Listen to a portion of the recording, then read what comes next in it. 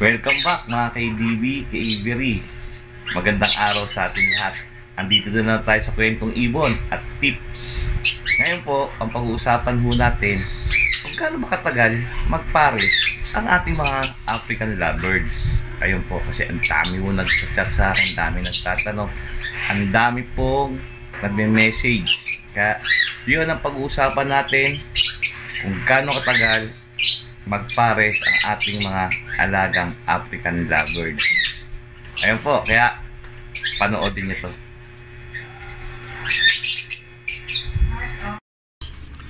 Okay guys, sa pag-uusapan natin ngayon kung gaano ba katagal magpares ang mga African lovebirds.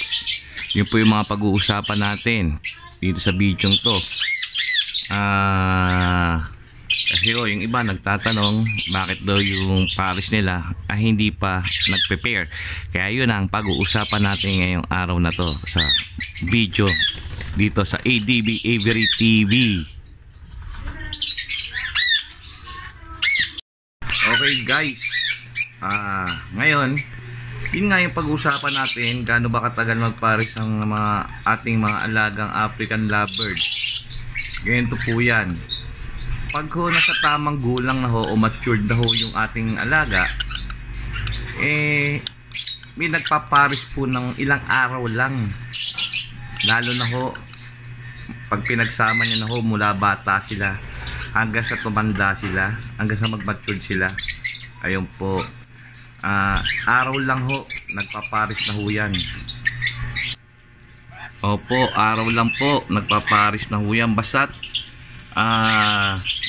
magkasama ho sila mula bata sa fly cage hanggang sa mag-mature ho sila, tapos nag-natural pairing ho sila, magpapares po ng maaga ho yan. Kahit araw lang po, araw lang, mga 5 araw pair na ho yan. Ganun po ang pagpapares sa ating mga alagang ibon. Ganun po ang pinakamabilis na pagpapares yung natural pairing. Kaya sandali lang ho yan, 5 araw lang, basta't magkasama sila mula bata hanggang sa tumanda sa, basta't pareho silang lumaki sa flight cage at ang gender nila ay hen at cock. Ayan po, hen and cock. Ayan po guys, meron din po nagpapares na kulang-kulang 1 buwan. May nagpapares din po na 3 buwan, 4 na buwan. Conforme po yan. Conforme po yan sa atin. Kasi iba kaya matagal ho magpares kahit na nasa matured na sila, matured na yung ibon natin, kaya matagal na ho magpares. Kasi may mga ibon na hindi nila gusto ang isa't isa. Talagang hindi nila gusto. Ayaw nila. Parang tayo mga tao, minsan may ayaw tayo sa tao, sa babae o sa lalaki. Pero dahil pinagsama ho natin sila sa isang kulungan, lagi sila magkasama, napipilitan na lang ho sila magpares. Ganun po, napipilitan na lang ho sila magpares. Kaya ganun ho katagal. May mga apisan ako, may ibon ako 4 na buwan bago magpares. Opo, may ibon po ako 4 na buwan, 5 buwan bago magpares, pero matured na ho.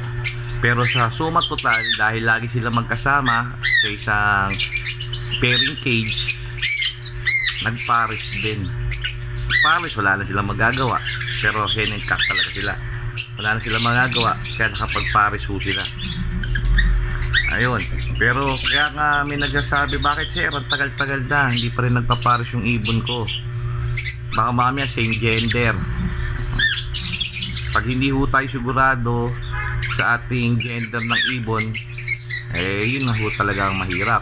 Kaya kailangan, dapat kung marunong kang kumapakapain mo, kung possible cock ba yan, possible hen, tapos yung mga behavior ng ating ibon, dapat inaalam po natin yan.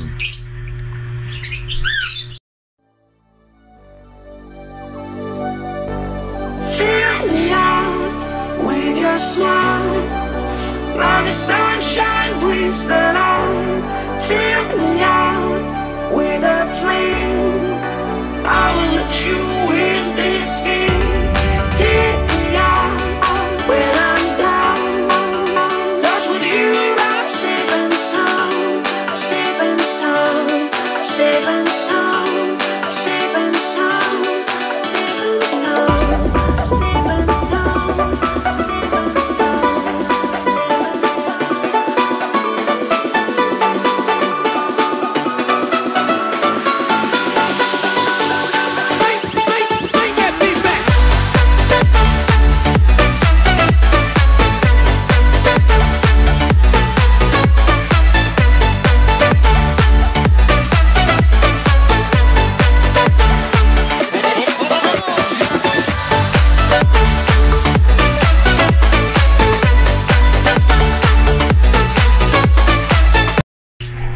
yung mga behavior ng ating ibon. Dapat alam natin yan. Pag alam ba natin, pagka malaki yung African lovebirds, hen. Pag maliit, cock. Yan po yung gaya sa mga physical appearance sila. Ganun po nalalaman yan. Parang itong sa video, 4 na buwan ho yan bago magparis ho yan. Ang tagal ho. Muntik na ho ako sumuko rito. Muntik ko na hong pag-iwalay ito at baklasin para ipalit na sa bago. Pero dahil maganda ho sila, sila pa rin ang tinuloy ko. Ayun, nagpares, nag-mate ho sila. Ayun, tapos nangitlog na rin ho. Kahit pa paano, yan, gaya ho nito, yung hen ho rito, medyo malaki-laki na ho ang kwet. Tingin ko, paitlog na ho yan. Ayan o, kung mapapansin nyo, laki na ho ng kwet. Yan ho yung hen, yung opa na green. Ayan. Yan ho yung hen dyan. Ayan. Ang tagal ho nito bago magpares.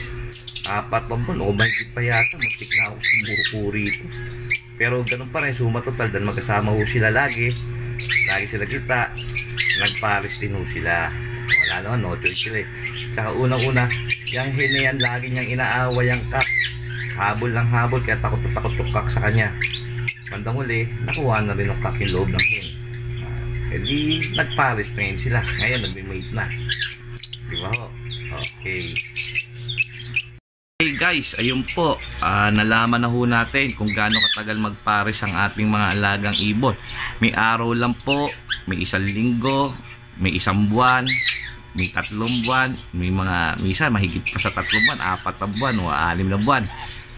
Basta siguraduhin lang ho natin na hen and cock, hen at cock ang ating pinagpapares. Kung paron gender talaga hindi magpapares ho yan. Ayun.